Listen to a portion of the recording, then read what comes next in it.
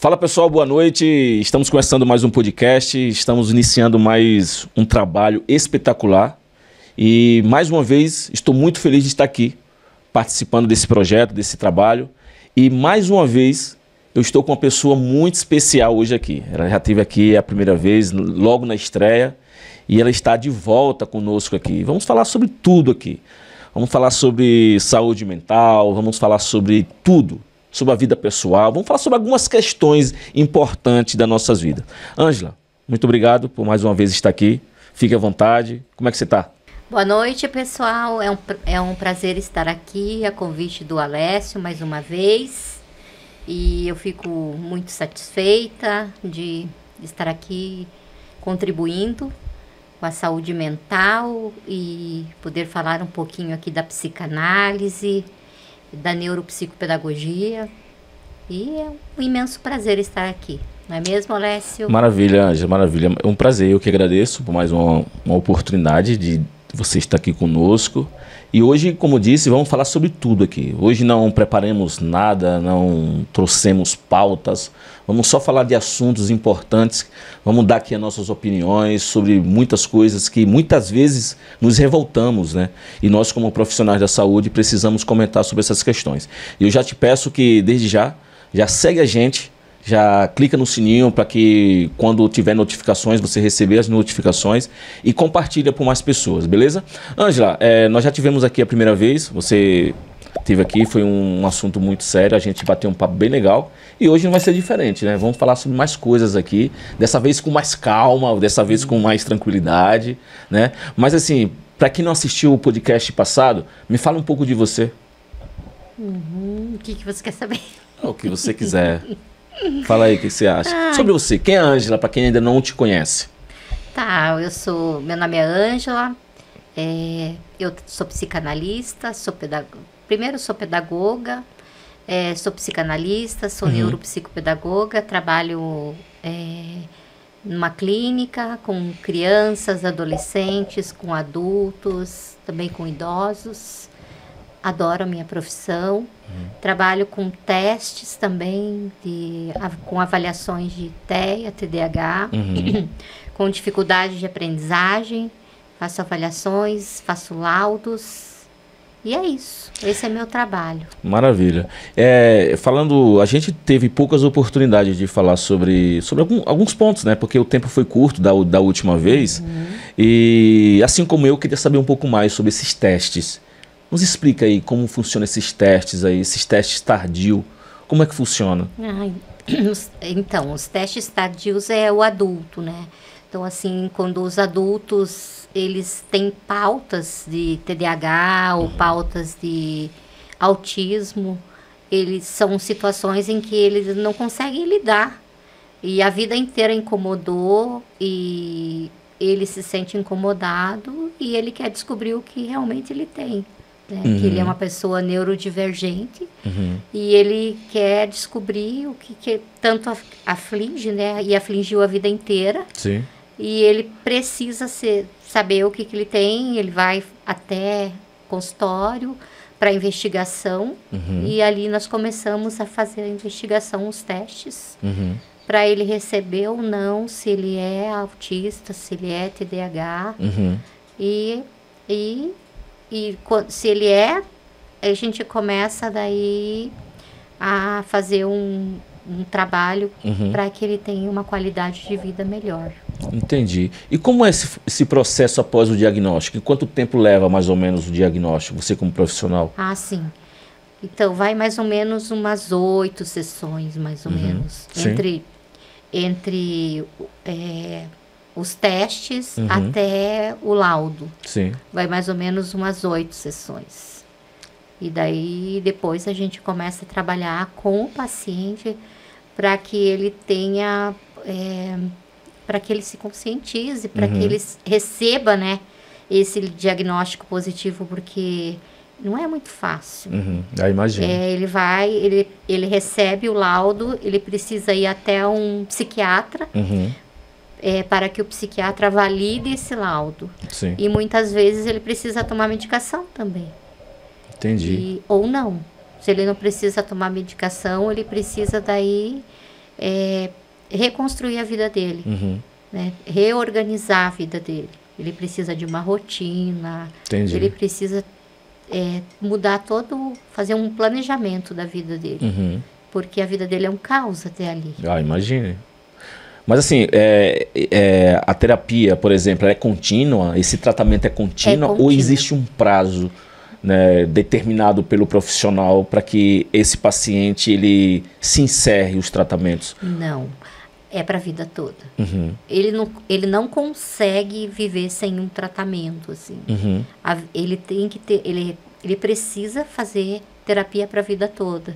Ele precisa ter uma organização. Ontem mesmo eu estava conversando com uma paciente, ela tem 17 anos, fez 18 anos. Sim.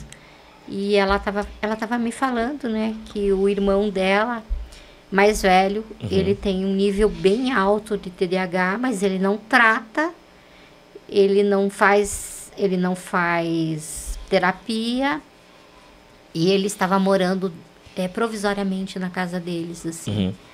E o quanto desorganiza, assim, a família quando um não se trata. Por quê? Porque tem que se tratar. O autista, ele precisa de uma rotina.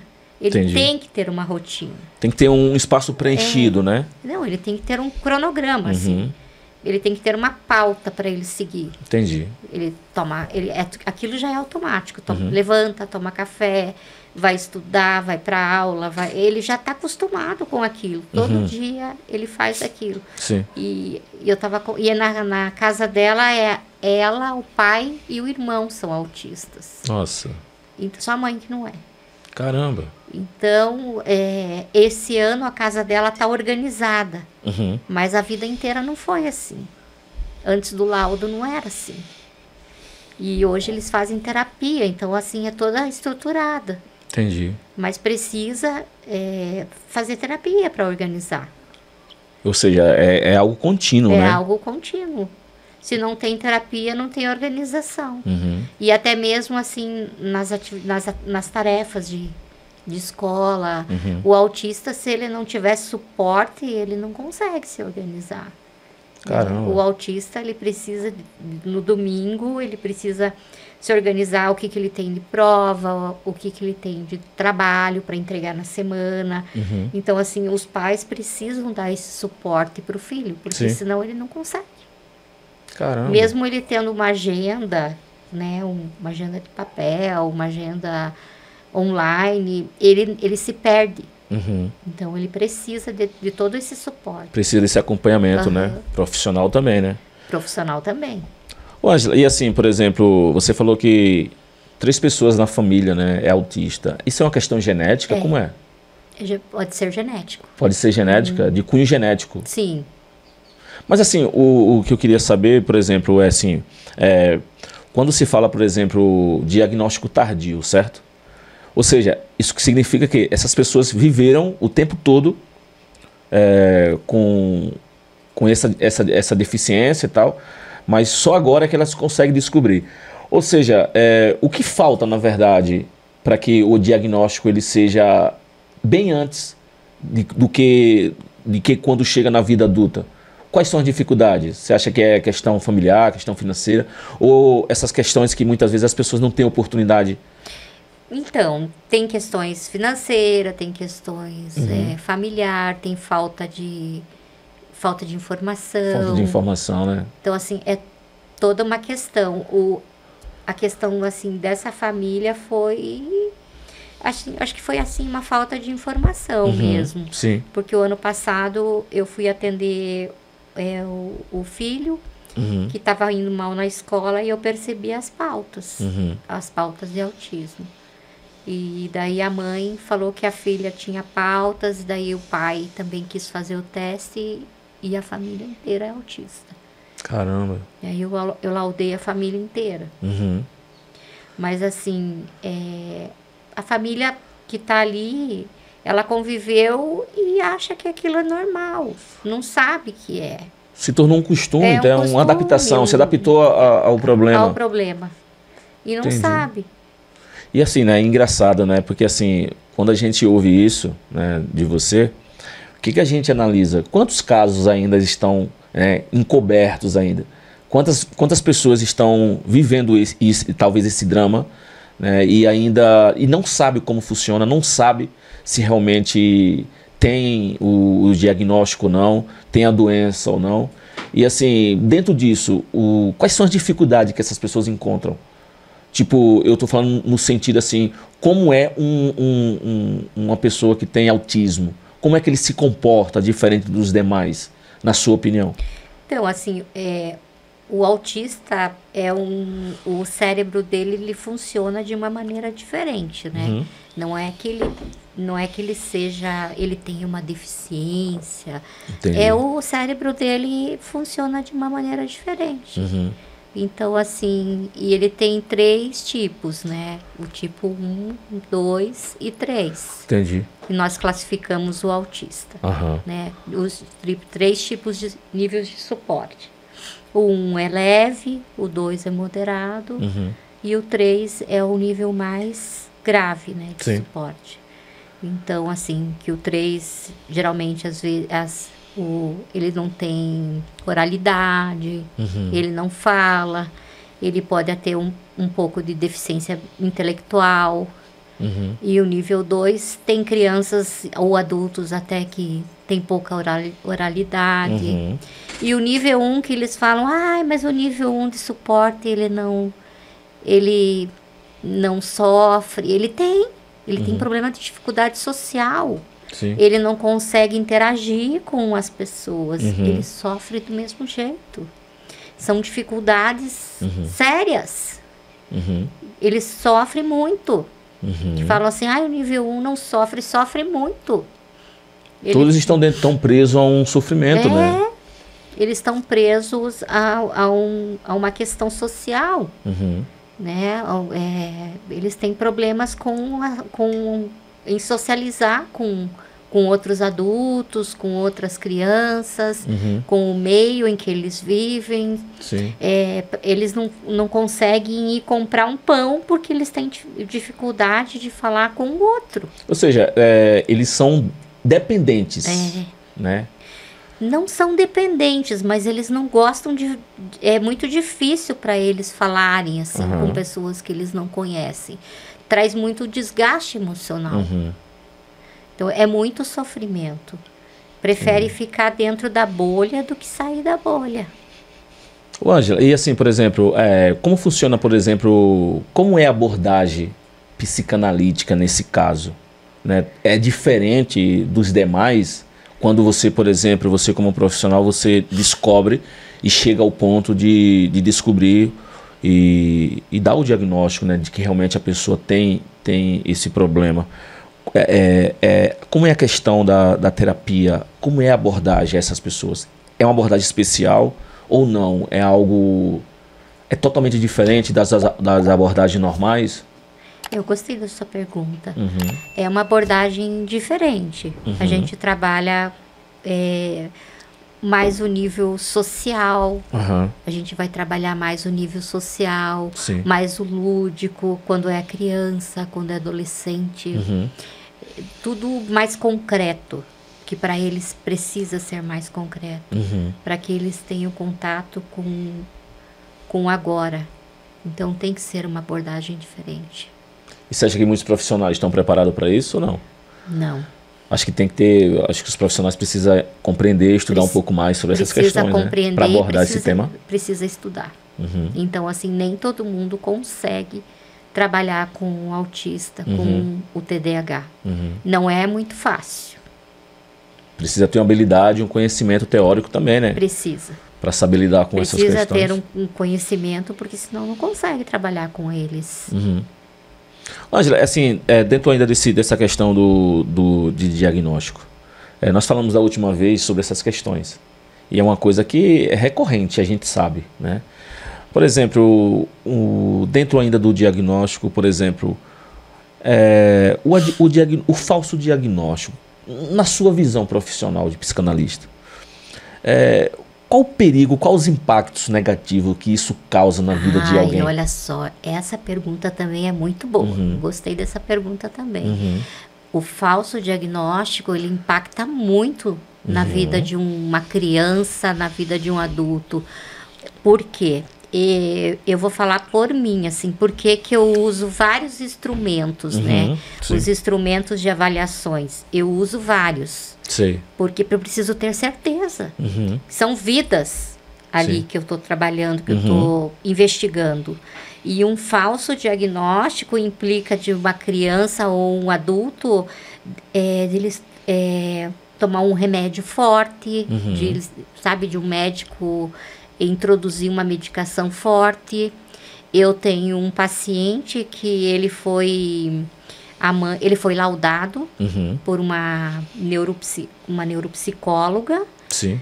com autismo, né, com TEA, e ele não tem nada. Eu fiz todos os testes, a madrasta dele é psicóloga, e ela descobriu que ele não tinha pautas de autismo. Porque além dela ser psicóloga, ela é professora também. Entendi. E ela percebeu que ele não tinha nenhuma pauta de autismo. E ela trouxe para o consultório, eu fiz todos os testes. Ele não tem pauta nenhuma. Ele tem TDAH. Entendi. Mas ele não tem autismo. E ele toma risperidona, que é uma medicação fortíssima. E agora eu fiz o laudo e agora o pai está entrando, né? Vai levar agora pro psiquiatra para ele validar. E agora vai quebrar esse laudo. Ele não pode tomar essa medicação. Ou seja, porque assim, querendo ou não, acaba aprisionando as pessoas no falso diagnóstico, né? Porque a partir dali a pessoa começa a se adaptar àquela rotina. Eu falo isso também, se você me permite, na questão da depressão, aquilo que eu falo sobre depressão. Na minha opinião, eu acredito que muitas pessoas, elas vivem hoje com o diagnóstico de depressão, só que esse diagnóstico é um falso diagnóstico. Por quê? Para você lidar com algo tão complexo como esse, precisa haver um estudo maior. Sim. Você precisa ouvir mais o paciente. Eu faço uma crítica à psiquiatria moderna hoje, que é essa questão de não ouvir o paciente. Nem toda pessoa que chega triste no consultório é depressão. Eu acho que você precisa ouvir mais, né? Aí eu falo sobre aquela questão, se você também me permite, por exemplo, do meu artigo que eu estou falando, que eu escrevo no meu artigo.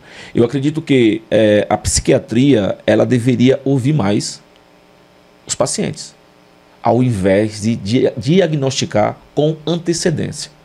Ouça mais, tente ouvir, tenta entender o contexto social dessa pessoa, o que levou a estar naquele quadro emocional, porque todos nós somos pessoas que estamos sujeitos a ter tristezas, ansiedades, isso faz parte das nossas vidas. Mas quando você dá um diagnóstico, dá um laudo de que uma pessoa ela tem depressão sem tê-la, o que acontece? Essa pessoa vai se adaptar a partir de ali com a doença.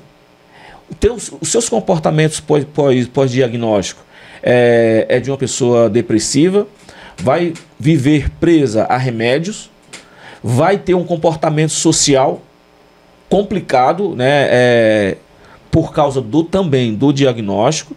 Ou seja, eu acho que deveria sim ter um pouco mais de cuidado nessas questões. Sim. E isso inclui, né, o TDAH, inclui o autismo. O que você acha sobre essas questões? Você como profissional? Eu também concordo com você. O psiquiatra, geralmente ele avalia na primeira consulta. E não é o caso. Ele tinha que ouvir mais mesmo, ele tinha que fazer uma investigação. Claro, né? Exatamente. Ele tinha que fazer uma investigação nesse paciente e estudar mais o caso desse paciente. Né? Eu não consigo entender esse meu paciente, se ele tem autismo, se ele tem TDAH. Na verdade, eu até sei se ele tem autismo. Sim. Na primeira consulta eu já consigo saber. Mas eu preciso ter certeza. Sim. Por isso que eu uso esses vários instrumentos. Sim. Pra eu Isso ter é importante, certeza. né? eu preciso ter certeza se ele tem mesmo TDAH, se ele tem mesmo autismo. Mas assim, geralmente eu já bato o olho, eu sei. Porque a gente vai se acostumando, né? Sim. Mas a gente precisa ter certeza. Exatamente. É por isso, Ângela, que eu falo dessa questão, voltando atrás, um pouquinho antes, é por isso que eu repito. A questão da depressão, ela é muito mais complexa do que a gente ouve. Ou seja, por exemplo, quando você conversa com alguém, né, que tem um diagnóstico de depressão, o que acontece? E aí você pergunta para ela o que ela está sentindo. Isso é universal. Tristeza, desânimo, vontade de parar, vontade de morrer, não tem forças para nada. Só que, na minha opinião, isso não é apenas depressão. Acho que isso é apenas sintomas. Isso não é depressão. Aí eu entro naquilo que nós estávamos falando um pouco off sobre a questão de Lacan, do simbólico. Sim. Quando você não consegue simbolizar alguma coisa, isso não tem linguagem. Ou seja, a depressão, ela não tem linguagem. É por isso que quando alguém está depressivo, eu falo isso porque eu sou um depressivo, né? Convivi com isso há muito tempo. E quando você fala com alguém que tem depressão, ele vai dizer, não, eu estou triste, estou desanimado, vou parar. Só que isso também faz parte das nossas vidas, né? A tristeza, a vontade de parar, o luto, a perda de um trabalho, a perda de um emprego. Tudo isso leva a um estado emocional muito grande. Mas você também não pode chegar e dar um diagnóstico preciso de que ali é depressão. Porque precisa estudar a complexidade. Então, a linguagem da depressão, ela não existe. Ninguém consegue definir a depressão. Eu falo isso por mim, uma grande experiência de muito tempo vivendo e estudando sobre isso. Quando eu comecei a me sentir melhor no meu tratamento, no meu próprio tratamento da depressão, quando eu entendi que a depressão, ela não pode ser simbolizada e nem tem linguagem. Ela tem sintomas. E quando eu entendi isso, eu passei a compreender melhor de que forma eu deveria me adaptar a essa vida. E a psicanálise é isso, né? Por exemplo, quando nós trazemos para a abordagem psicanalítica, a psicanálise ela não promete cura, né?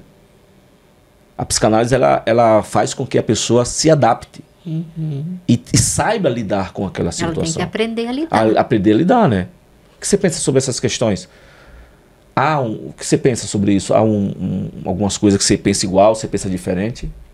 Então, na psicanálise, a gente aprende a lidar com a situação. E assim, a depressão, ela tem vários níveis, né? Sim. E que a pior delas é a depressão maior, que é a mais grave, que é o que a gente recebe no nosso... A maioria das vezes é a que a gente recebe no nosso consultório, né? Então. Que é o caso mais grave que a gente chama de depressão maior. Então, aí, veja só, isso que você falou é bem interessante, tá? Me permita falar. Na minha opinião, Alessio, eu já não vou muito nessa linha. Para mim, na minha opinião, a depressão, como eu falei, ela é muito complexa. E a depressão, quando eu comparo a depressão, na verdade, com uma pessoa que tem hipertensão e diabetes. Existe o pré-diabético, e após ele passar aquele pico, aquele limite do que é permitido, ele torna-se um diabético, e isso é irreversível. Eu acredito que a depressão também é assim. Eu acho que não existe 3 níveis de depressão. A minha opinião, tá? Por quê? Porque assim, quando alguém diz assim, a pessoa teve depressão e foi curada, por exemplo, é outro mito, porque a depressão não pode ser curada. Ela fica adormecida. Exatamente. Ou seja, é por isso que é muito perigoso quando eu digo você, eu falo às pessoas, quando as pessoas afirmam que a depressão tem cura. E eu ouço muitos profissionais, inclusive nas redes sociais, falar sobre essas questões. Prometer aquilo que não pode cumprir. Então, por exemplo, quando alguém está no primeiro estágio da depressão, que nós entendemos assim, né? Ela tem um pico de depressão, e aí ela faz o tratamento, ela foi curada. Eu não acredito nisso. Eu acredito que a depressão, ela tem um limite que separa a depressão dos sentimentos normais, dos problemas emocionais normais. O que não pode acontecer? Ela ultrapassar esse ponto. Quando ela ultrapassa esse ponto, aí sim, ela sim é uma depressiva. Então, mas antes, é preciso avaliar. É preciso entender o contexto social das pessoas. É preciso entender o que ela está sentindo, o que levou ela a sentir tudo aquilo ali. Então, assim, eu tento falar sobre essas questões. É difícil. Mas é aquilo que eu entendo como depressão, sabe? Diante daquilo que eu já vivi, as minhas experiências empíricas sobre depressão. E aí, você? Então, eu também acho que... Ô, Ângela, mas ser sincero, não é perigoso? Claro que é. Todo diagnóstico da saúde mental não é perigoso? Muito perigoso. Poxa. É muito perigoso. E assim, a depressão, como qualquer outra doença, ela tem uma causa. Sim. Ela tem um gatilho. Exatamente. Ela Isso tem é muito bom um ouvir gatilho. sobre isso. Ela tem o que desencadeou. Né? Exatamente. Da onde que veio? Exatamente. Da onde que veio? Por que ela veio? Né? E por isso que tem que ser tratada. Exatamente. Esse ponto que você está falando é super interessantíssimo, cara. Interessantíssimo. Porque, assim, cara, é necessário fazer pesquisa. A gente não pode simplesmente aceitar tudo como verdade. Não. Falávamos isso anteriormente, em algum momento, porque as pessoas, muitas vezes, elas nos impõem umas verdades e nós temos o poder de assimilar aquelas verdades e viver e tomá-las como verdade, como ela é. Mas assim, eu não acredito assim. Eu acho que a gente tem que ser pessoas que questionam. Nós precisamos questionar tudo. Sim. Não podemos simplesmente aceitar o que as pessoas nos impõem. É por isso que o mundo, a sociedade hoje está nessa complexidade inferior muito grande. Porque as pessoas aceitam tudo como verdade. E passam a se adaptar naquela vida, porque não conseguem buscar conhecimento, não conseguem buscar pesquisa, não conseguem fazer pesquisa, não conseguem buscar uma nova compreensão e vive aprisionada nessas questões. Eu concordo plenamente com você. Pois é. É isso, cara. Né? Com certeza. Nós temos que falar aquilo que a gente pensa. Porque assim, eu me preocupo bastante com essas questões da saúde mental, né? É um mal do século, né? É verdade. Muitas pessoas estão sofrendo. E às vezes as pessoas não têm nenhum recurso suficiente, como, por exemplo, uma questão financeira ou uma oportunidade de ser atendido por um profissional. Como a senhora enxerga esses problemas? Então, hoje falam, porque autismo, TDAH, né? TEA virou moda. Não é que virou moda, é que hoje a gente tem profissionais que têm acesso, que hoje em dia é mais fácil. Sim. Hoje em dia nós temos profissionais que hoje fazem essa leitura, né? Que hoje trabalham com esse tipo de diagnóstico. Sim, sim. E antigamente não tinha tantos profissionais que trabalhassem com isso. Hoje já temos, né? Graças a Deus que hoje já temos profissionais que trabalham com diagnóstico. E na sua lente profissional, como a senhora enxerga essas questões, por exemplo, essa questão social, tá? Agora, essa questão social. Como a senhora enxerga na sua lente, como a senhora enxerga, por exemplo, as pessoas que hoje não têm acesso à saúde mental? Porque assim, se nós formos parar para observar, existem dois grupos, né? Os que podem e os que não podem fazer terapia. Ou seja, parece que dá a entender que existe um grupo privilegiado, enquanto outro grupo mais pobre sofre. Como a senhora enxerga isso? Qual a solução que a senhora acharia, na sua visão? O que a senhora pensa sobre essas questões? E o que mudar? Eu ainda acho que precisa de muitos profissionais ainda com acesso à saúde. Ainda tem muita deficiência. Nós não temos profissionais o suficiente para atender essa demanda. Sim. Falta muito. Acho que foi essa semana que eu vi na internet esqueci o nome dele. Esqueci o nome dele, que tem um filho autista. Não lembro. Na televisão. Tem o cabelinho enroladinho. O Mion? O Mion. Ele falando, né, que todo mundo tinha que ter um filho autista, mas ele falou pela causa, né? Sim, sim. Pelo aquilo que traz para ele, o bem que faz para ele ter um filho autista. Mas daí eu vi uma pessoa falando, né? Ele pode pagar terapia, ele pode dar o melhor para o filho dele. E o filho dele se desenvolve Sim, pela sim. condição financeira que ele pode proporcionar para o filho dele se desenvolver. Mas e quem não tenha essa condição que ele tem?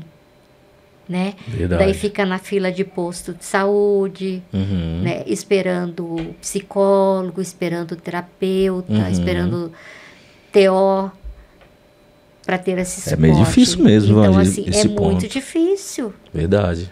Então, assim, eu vejo também por esse lado, Claro, verdade. né? Verdade. Essas crianças tudo na fila esperando a condição para ser atendido pela saúde pública, como é que fica? Uhum. E que tem muita deficiência também a saúde Muita pública. deficiência. Não tem suporte. Uhum. Não Que tem a senhora- suporte. O que a senhora achava como solução na sua visão? Inclusive, nós estamos no nosso projeto, né? Eu queria que fale um pouco mais sobre isso. Então, eu acho assim que tinha que ter, tinha que ampliar, tem que ter, sabe, convênios com alunos, com faculdades, para ampliar, sabe, para que tivessem atendendo, Uhum. sabe? Verdade. Atendendo essas crianças, dando suporte para, sabe, Uhum. para toda essa saúde pública, porque eles não vencem. É verdade. Quanta criança que está na fila esperando? Muita gente, né? Muita gente. Muita gente. Nas escolas, as crianças também estão precisando. A senhora falou uma vez sobre as questões de professores. A senhora atende muitos professores, né? Por que na sua visão, os professores eles chegam a esse nível de estresse tão grande? Porque assim, o que a gente vê é muitos professores que se afastam, né? Sim. Por problemas emocionais. É pela sobrecarga também. Sobrecarga, muito desgaste. Muito desgaste também. Eles trabalham demais, eles são cobrados. Sim. Muita falta de respeito dentro da escola. Que isso nós vamos falar daqui a pouco sobre isso. Porque, pode continuar. Então, assim, hoje eu tenho uma demanda de professores. Eu atendo muitos professores Sério? no consultório. Poxa, que legal. Pessoas que merecem, né, Ângela? Eles estão com afastamento, com desvio de função. Então, assim, é uma classe muito sofrida. E não são valorizados como Não deveriam, são né? valorizados como deveriam. Até falando sobre essa questão, ontem, quando nós estávamos na reunião, eu trouxe um número ali, né, interessante ali. Mais de 70% dos professores não tem tratamento mental, da saúde mental. Não tem. Não tem. Olha que coisa interessante. Ou seja, professores, aqueles que de alguma forma contribuem para o sucesso, né, o futuro do país, e que deveriam ser mais valorizados pela sua luta, pela sua batalha, pela sua dedicação. Olha que coisa interessante, Ângela. Eu estava fazendo uma pesquisa e tem professores, inclusive eu conheço professores assim, que ele dá aula em 3 escolas durante o dia. Pela manhã ele dá aula em uma escola, à tarde também dá aula em outra, E à noite, e à noite em outra. Eu em outra. atendo a professora assim. Sério? Olha que coisa interessante. Como que uma pessoa dessa vai ter uma saúde mental? Então, eu atendo professora assim. Meu Deus do E céu. é professor de matemática, que dá aula de robótica, que dá aula de... Sabe? Que não tem nada a ver com a disciplina dele. Caramba. Então é E, difícil, sabe? cara. Difícil. Difícil. Como você vai manter essas pessoas bem? Né? E aí ainda vem as questões externas, né? Por exemplo, os alunos de hoje em dia é muito diferente dos alunos de antigamente. E qualquer coisa eles estão com o celularzinho ali para registrar. Exatamente. Sabe? Aham. Porque assim, né? Veja só, veja se a senhora concorda comigo. Por exemplo, a educação hoje é diferente. Porque assim, eu acho que a educação ela começa em casa. Não a escola. A escola não tem esse papel. Exatamente, né? Porque assim, as famílias elas acham que é na escola que as crianças aprendem a ser educadas. E não é. Já vem de casa com problema. As crianças elas não têm educação, os pais não cobram isso, não ensinam educação, não ensinam princípios a essas crianças. E aí essas crianças, elas crescem ou se tornam, né, por alguma situação, crianças meio que elétricas, vamos dizer assim. E aí os pais, muitas vezes até mesmo para se livrar dos filhos, mandam para a escola. Aí o que acontece? Os professores têm que viver isso. Tem que passar por isso. Aguentar esse tipo de aluno. É que a escola, os pais terceirizam, né? Exato. A educação dos filhos. Verdade. E aí como é que funciona? Aí não tem respeito pelos professores, como os nossos professores de antigamente, né? Hoje você não pode corrigir um aluno, porque o aluno ele vai ficar chateado, vai ficar emburrado, e aí vai reclamar com os pais, e aí os pais vão em cima da escola, ameaçar professores, agredir professores. Ou seja, olha o problema que um professor que ganha pouco, né, porque pelo que eles fazem, eles deveriam ser muito mais remunerados, e aí tem que suportar tudo isso. É complicado. É difícil demais. A senhora já foi professora, foi? Foi. A senhora já deu aula? Então a senhora sabe o que nós estamos falando. O que a senhora sentia? Aconteceu isso com a senhora? Então, eu dei aula para crianças, né? E foi numa outra geração. E quando eu dei aula até o ano passado. E o ano passado eu ainda dava aula numa escola religiosa, então era diferente. Dava aula para filhos de rabinos e eles tinham uma outra educação, né? Então, assim, era muito diferente. Eles não iam para a escola para aprender a educação. Sim. Eles iam para a escola para aprender, de fato, as atividades curriculares mesmo. Que eles eram educados dentro de casa. Então, e como é dar aula? Eu gostava de dar aula. Gostava? A senhora falou que não tinha tanta dificuldade como hoje, né? Os professores têm, né? Não, era bem diferente. É bem complicado. Eu gostava de dar aula. É outra realidade. Né? Sim, sim.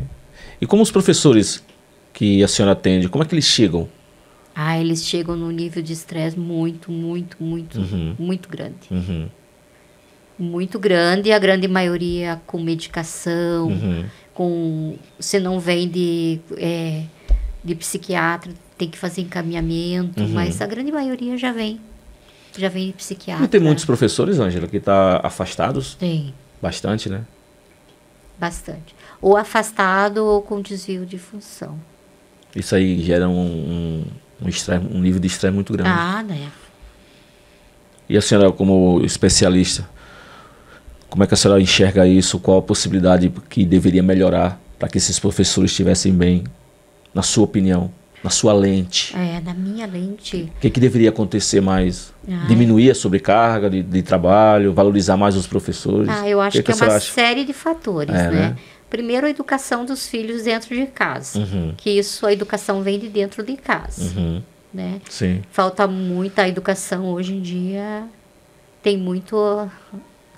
Desfavorece muito, né? Favorece. Hoje, a falta de educação, a falta de respeito com o professor e a valorização, né, do professor, que está muito desvalorizada. O ambiente escolar também tem muito a desejar. É verdade. Não é fácil, né? A lei hoje não dá suporte para o professor hoje. Entendi. Então, assim, tem muitos fatores. É multifacetado, né? Que hoje não apoia o professor. Ou seja, é uma classe muito importante, né? Mas está muito massacrada. E faz tempo já, assim, né? Faz tempo. Muito desvalorizado. A senhora falou também que atende policiais também. Atendo. E o nível, como é a mesma coisa de estresse? Eles chegam como? Por exemplo, estressados, pesados. Também, né? E a senhora, como profissional, tem que segurar a barra. Aí eu já não posso falar. Mas é bem difícil, né? O profissional que sofre, né, com essas questões, né? Meu Deus tudo do que céu. envolve, né, outras pessoas, que envolve trabalhar com o público, é tudo difícil, né? Envolve a sociedade. A pressão muito grande, né? Muita pressão. É muita verdade. pressão. É o sistema, né? Uhum. Nós vivemos isso, né? Aham. Essas questões de sobrepressão todo o tempo. E aí a saúde mental não aguenta. Não. Falando um pouco, agora vamos abrir um pouco mais para a gente falar sobre o nosso projeto. Eu e a Ângela, nós temos um projeto, que estamos iniciando um projeto, na verdade, chama-se Terapia para Todos. Qual o objetivo desse projeto? É tornar a terapia mais acessível a todos. Porque nós temos 2 grupos de pessoas e é dividido da seguinte forma: os que fazem e os que não fazem terapia. Quem são os que fazem terapia? Aqueles que têm condições financeiras para isso. E eles, por ter tantas condições financeiras, eles acabam realmente participando da terapia, tendo ajuda. A pergunta é, e aquelas pessoas que são mais humildes? Que muitas vezes vivem com um salário mínimo, né, e com alguns filhos em casa, às vezes precisa pagar aluguel. E como que essa pessoa ela vai pagar um terapeuta? Não tem condição. A terapia, querendo ou não, não é tão acessível a todos. E o nosso objetivo é fazer justamente o contrário.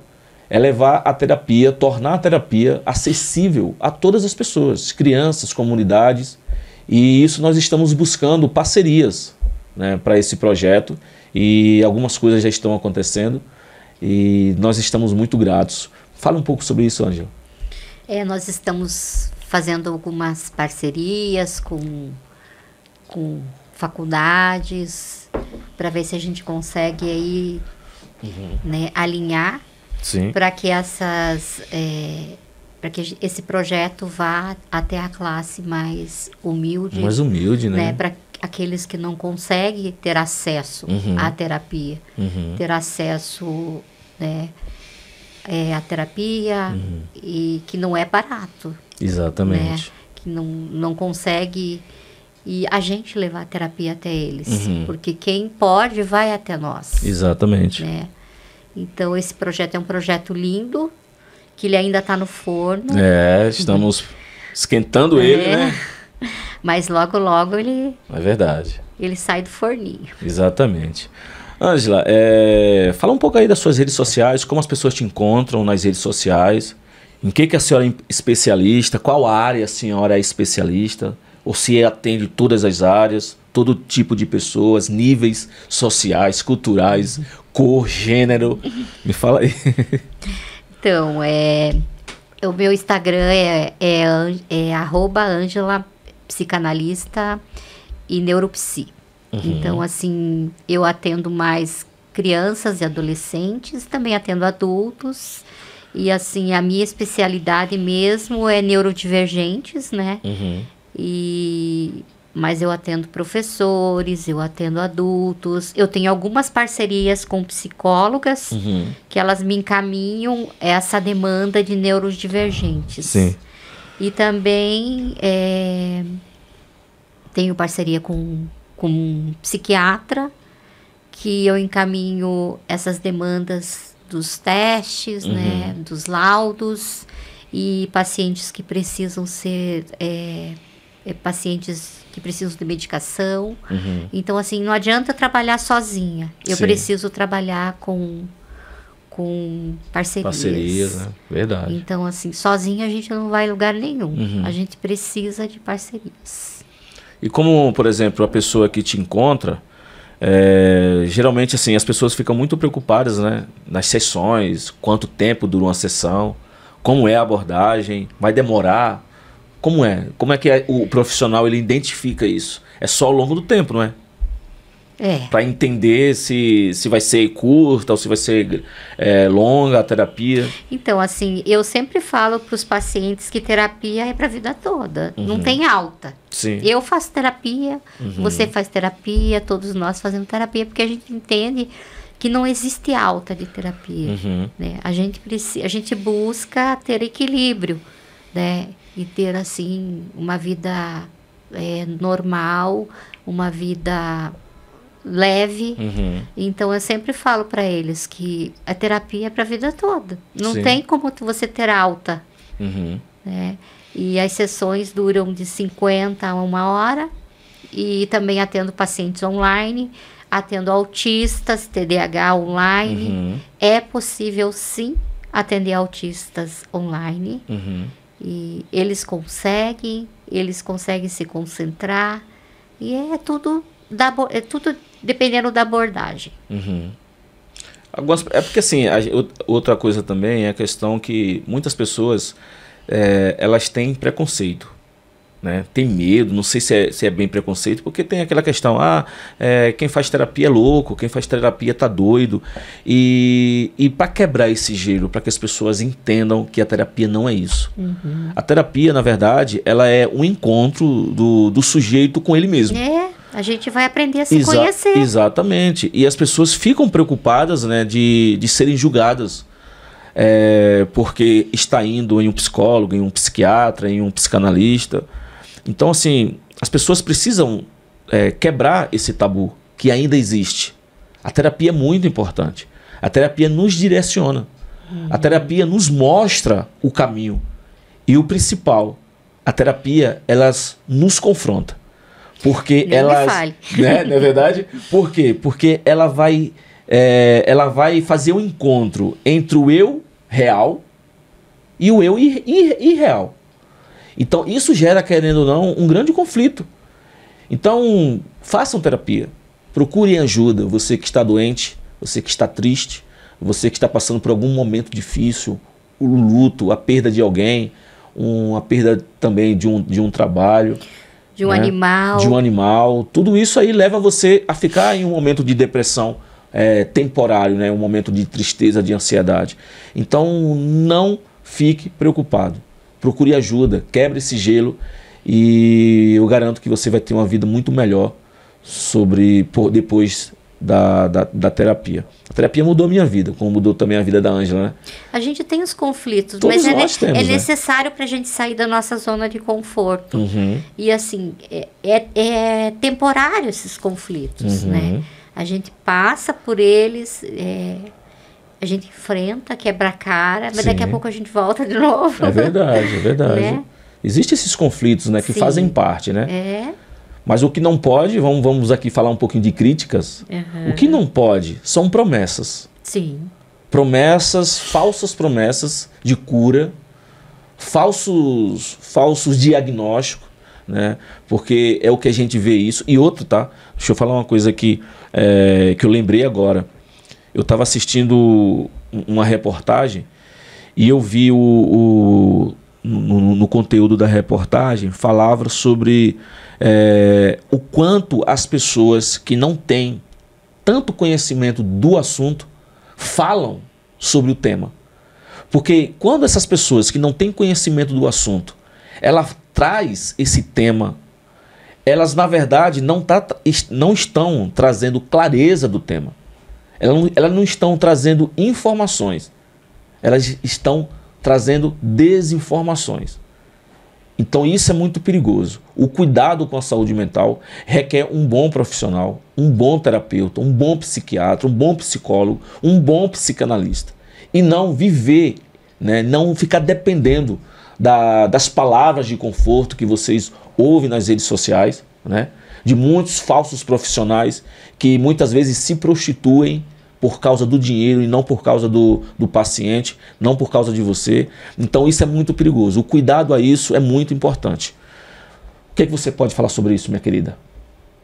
Eu acho que você tem que pesquisar. Você vai procurar um profissional, você pesquise sobre esse profissional. Eu sempre, quando eu vou procurar um médico, eu sempre vou ali e eu pesquiso para ver como que é esse médico, se ele é bom, como é que ele tá, como que ele tá avaliado. Você busque sobre esse teu terapeuta, como que ele tá avaliado. A gente tem que buscar informação e saber como que ele tá avaliado. E é um direito seu, você vai estar pagando a consulta. Sim. E busque informação. Exatamente. Né? Tem que haver nessas questões, né? Você não pode simplesmente buscar qualquer um que aparece por aí. Não. Tem que ser o profissional certo, alguém que estudou para aquilo, alguém que se preocupa com o paciente. Sim, e alguém que seja habilitado para te atender. Exatamente. Você está pagando, você tem que exigir uma pessoa que seja habilitada, que seja o melhor ali naquele momento para te atender. Exatamente. É complicado. Ângela, também falando sobre, você atende muitas crianças, né? Para os pais que estão em casa, que de repente estão passando por algum problema e precisam de um profissional bom, um profissional para cuidar dos seus filhos, para realmente fazer uma avaliação profissional. A senhora, como psicanalista assim, que atende muitas crianças, quais são as dificuldades e quais são os problemas que muitas vezes os pais, né, levam aos seus filhos? Quais são os piores sintomas que as crianças chegam no seu consultório? Se vocês notarem que a criança demora para ler, demora para falar, demora para sair das fraldas, desfraude, qualquer coisa que saia do padrão normal, busque ajuda. Qualquer coisa, qualquer sintoma que saia do padrão normal, tem que investigar. Qualquer coisa assim que saia do padrão. Sim, sim. Na escola, se a escola mandar falar, seu filho está com dificuldade de aprendizagem, ele está trocando letra, sílaba, ele não está lendo, ele está demorando muito para ler, busque ajuda, porque alguma coisa não está correto. Ele está deprimido, ele não está conversando com os colegas, ele não está se enturmando. Então, assim, sempre, quando alguma coisa está fora do padrão, tem que buscar ajuda. Sim, sim. E não é fácil, né? Não. Até porque, assim, eu acho que falta muito também dos pais, né? Ter essa atenção. Eles não têm essa percepção. Essa percepção, né? Até mesmo porque não ficam muito tempo com o filho, né? O filho passa mais tempo na escola do que em casa. E nessa questão da escola, por exemplo, você acha que isso não acaba também atrapalhando os pais a ter essa percepção? Porque, assim, ó, é fácil, né? Às vezes é necessário também, às vezes a gente manda nossos filhos para a escola, só que a gente não sabe como nossos filhos estão sendo tratados, qual o contexto que eles estão vivendo, né? O que está acontecendo. E aí vem também a questão da escola, ter essa atenção também, né, nos alunos que estão ali, para saber se há algum conflito interno, se há alguma dificuldade, se há algum bullying, se há bullying também, né? Porque às vezes os filhos já chegam em casa com esse problema e vêm da escola, ou vêm de outros lugares, como a visita a algumas famílias, enfim. A senhora tem essa percepção assim? Sim. Tem que perguntar para o seu filho se algum amiguinho está... Se algum amiguinho está incomodando. Porque às vezes o bullying hoje é muito comum na escola. Sim, sim. Muito comum. E às vezes a criança não sabe explicar o que ele está passando. O que ele está sofrendo. Sim, sim. E às vezes também a escola não sabe. Não sabe ou não vê ou não quer também se preocupar. Não quer se incomodar com esse tipo de... Você acha que a escola também faz parte? A escola tem que estar dentro da família. A escola tem que estar dentro da família e a família tem que estar dentro da escola. Tem que estar uma inserida na outra. Não só uma relação de aluno e escola, né? Mas tem que ser mais profundo, tem entender. Tem que ser super profundo, assim. E hoje, os pais também, muitas vezes, eles não sabem responder as questões dos filhos. Eu vejo muito isso nos testes. Sim. Quando eu pergunto algumas situações nos testes, eles não sabem responder como que é o filho em algumas situações dos testes. Ele não sabe. Eles são bem relapsos em algumas situações. Ou seja, aí a gente volta a abordar aquela questão de falar mais sobre a saúde mental, né? É que fala-se pouco na saúde mental. E aí eu sempre repito isso aqui. Eu acho que deveria buscar mais, né, os poderes públicos, os órgãos maiores responsáveis por essas questões da saúde. Deveria ter, sim, uma preocupação a mais. A gente estava falando sobre isso e nós falamos aqui sobre alguns atendimentos né, na saúde pública, sobre a saúde mental, a deficiência que é. Como a senhora enxerga isso? Olha, eu penso que a escola pública tinha que ter um profissional para atender essas crianças, sabe? Sim. Na escola. Não para atender, mas assim para apagar um incêndio. Acompanhar, né? Uma escola federal, ela tem. Ela tem psicólogo para atender os adolescentes ali, apagar os incêndios. Sim. Ela não vai atender uma sessão com adolescente. Mas o adolescente está com problema em casa, chega deprimido, a psicóloga está ali para atender esse adolescente. Né? Agora, uma escola, né, da prefeitura, uma escola estadual, ela não tem um psicólogo ali.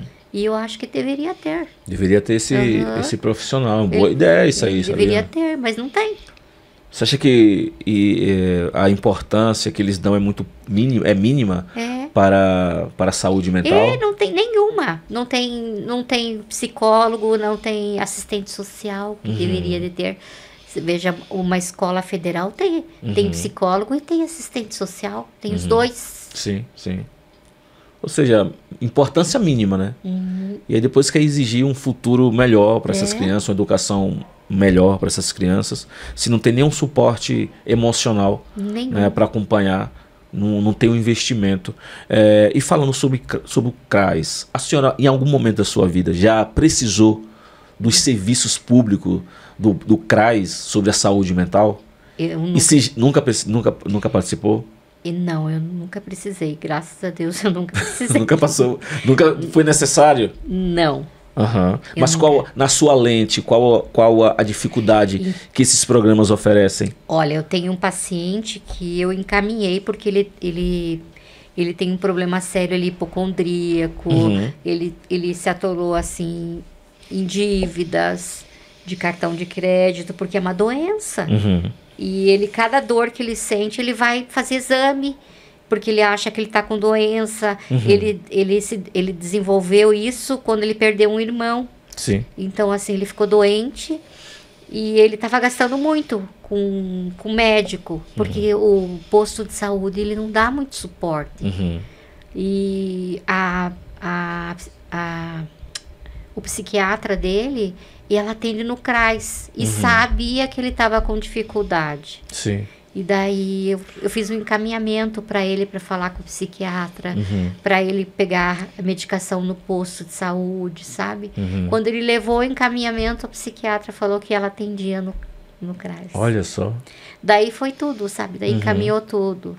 E podia ter feito isso antes, né? Exatamente. Mas é muito ineficiente. É muito ineficiente. Tem muito a melhorar, eu acho. Meu Deus do céu. Verdade. Porque assim, né, como eu disse, eu já participei de um trabalho como esse, onde eu fui participar de uma terapia no CRAS, e participei, e foi em conjunto. Muitas pessoas juntas participando dessa terapia, e ali é que você percebe o quanto é ineficiente o trabalho, esses programas públicos, né, sobre a saúde, porque você percebe que esses programas sociais, eles dão a mínima para a saúde mental. E muitas pessoas estão ali porque realmente precisam estar ali. Só que vivem presas àquela ineficiência do CRAS, porque não tem outra opção, porque não tem outra opção, e vivem aquela luta diária ali. Então eu participei, foi horrível, eu fiquei constrangido, na verdade, com o atendimento, com o que aconteceu. É que eles são expostos ali, né? Poxa! Então, assim, eu acho que sim, a gente precisa falar mais sobre essas questões, se preocupar mais. As prefeituras deveriam se preocupar, né, com a saúde mental das pessoas, e não viver como se essas pessoas não existissem, como se os problemas dela fossem apenas ilusões. E não é. São pessoas que estão doentes ali. Pessoas que têm traumas, pessoas que estão passando por algum problema familiar, pessoas que estão passando por algum, talvez, vício também. Né? Muitos jovens, muitas famílias, muitas mães que perderam os seus filhos.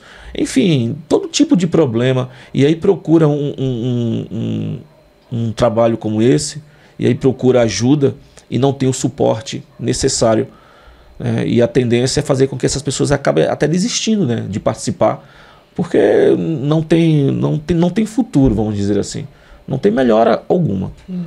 É bem difícil. É um desrespeito. Muito, né?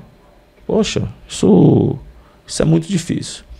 Bom, pessoal, estamos aqui falando com a Ângela Domingues, psicanalista, minha amiga. Estamos aqui falando sobre alguns pontos importantes sobre a saúde mental. E a Ângela é especialista, já falou aqui sobre testes tardios, né?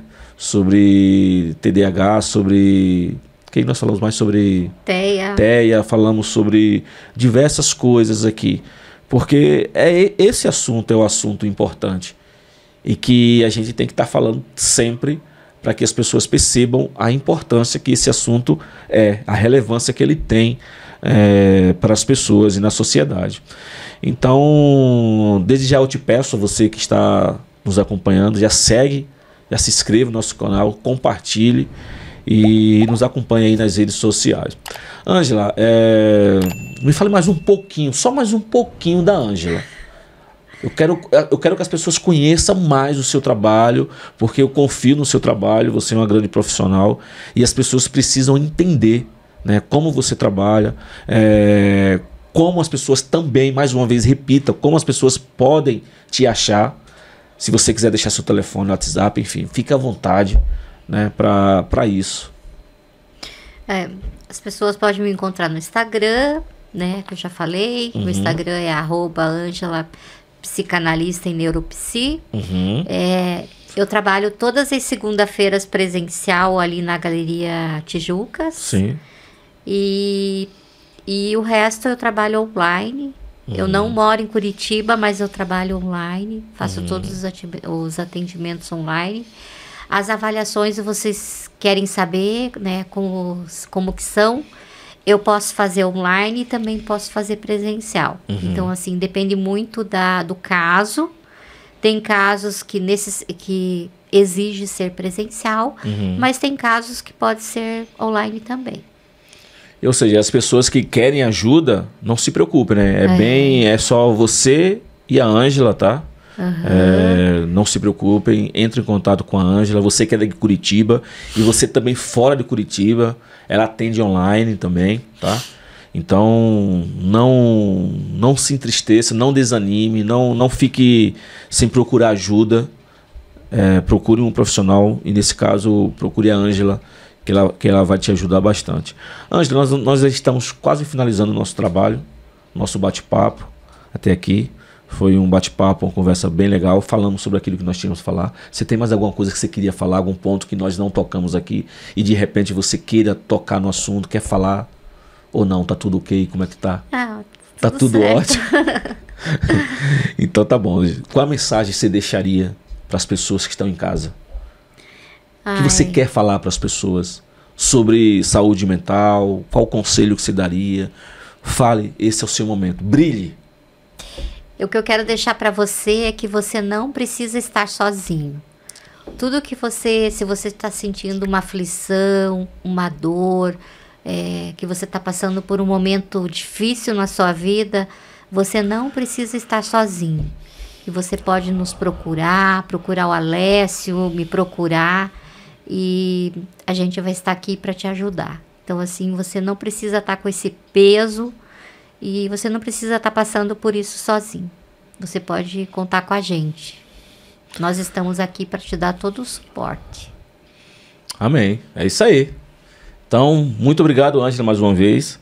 Nós já estamos finalizando o nosso trabalho aqui. Muito obrigado por mais um momento de aprendizado. Obrigada também pela oportunidade de vir aqui mais uma vez. Vai foi vir um outras, prazer. né? Foi muito legal, foi muito mesmo. Que bom. Fico feliz, né, por você. E vamos lá. E para você que está em casa nos assistindo, muito obrigado, tá? Por você estar nos acompanhando até aqui. Muito obrigado por ouvir e seguir o nosso canal. Te peço de novo, siga o nosso canal, clique no sininho e compartilhe com pessoas, para que você não perca, né, nenhum vídeo quando for lançado no canal.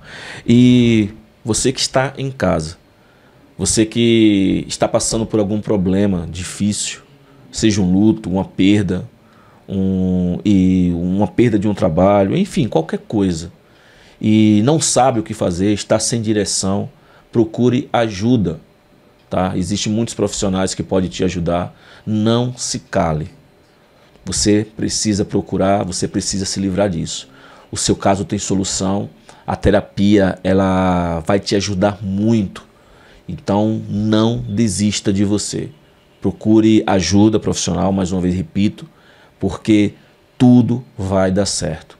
Beleza? Então um grande abraço, muito obrigado, tchau.